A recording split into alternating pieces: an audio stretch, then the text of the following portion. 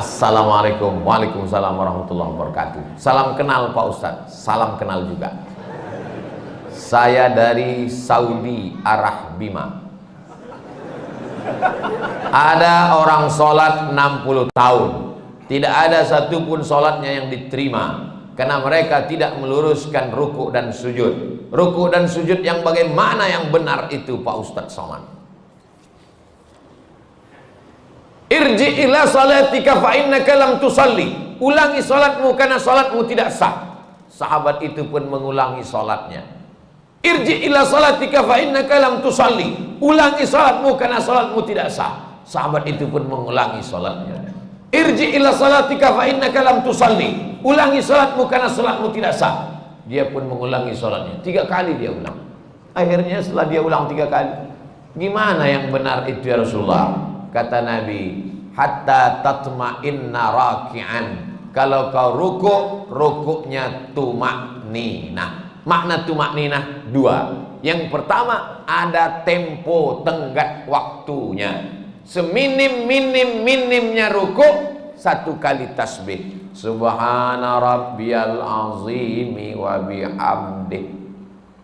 Walaupun 1, tapi dibaca itu ada tumakninahnya. Subhana rabbiyal azimi wa bihamdih. Kenapa orang sholat nggak ada tumakninahnya? Seperti pohon bambu di tepi sungai ditiup angin, karena nggak dibaca di mulut. Allahu Akbar, Allahu Akbar, Allahu Akbar, Allahu Akbar, Allahu Akbar.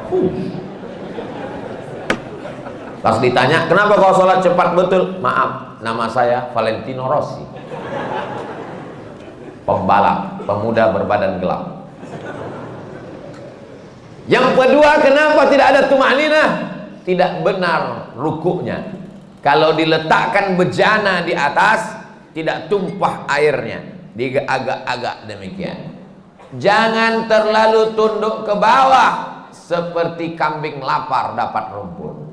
Jangan mendongak ke atas seperti kuda jantan melihat kuda betina, apalagi kuda liar. Maka dia harus diagak-agak, dikira-kira. Jadi makna tumakninah 2, gerakannya dan waktunya.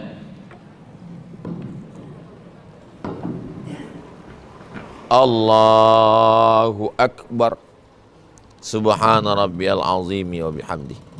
Subhana rabbiyal azim.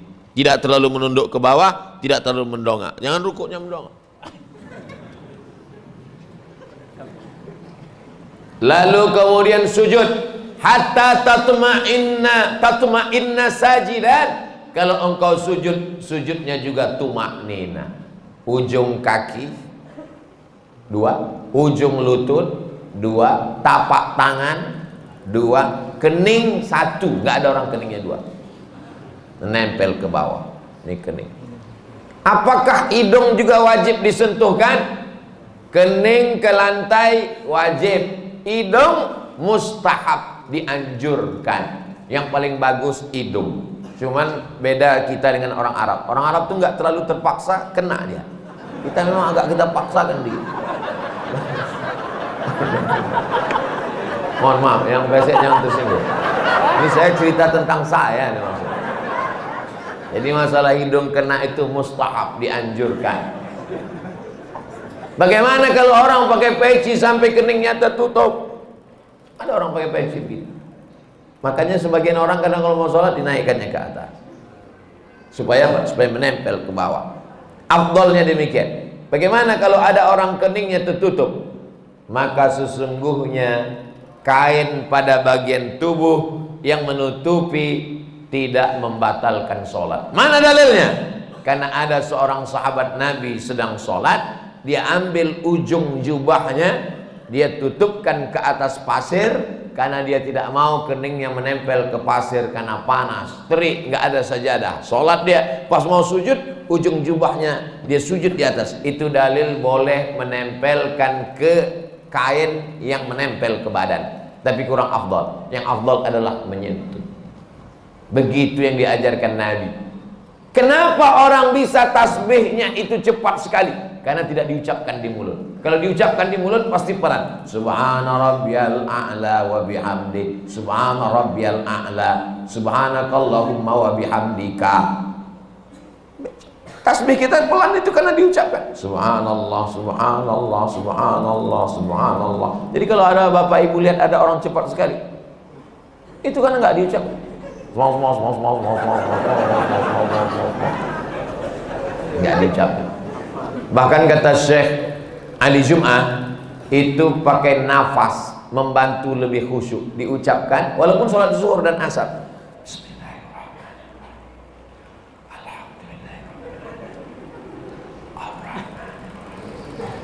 Pakai nafas dan diucapkan.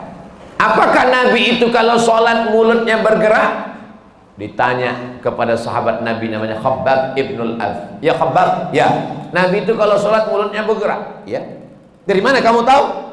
Bittirabi lihiyatih. Aku lihat jenggot Nabi bergoyang. Kenapa jenggotnya bergoyang? Karena dagu dan rahangnya bergerak.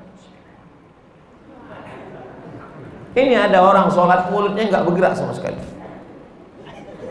matanya aja yang bergerak.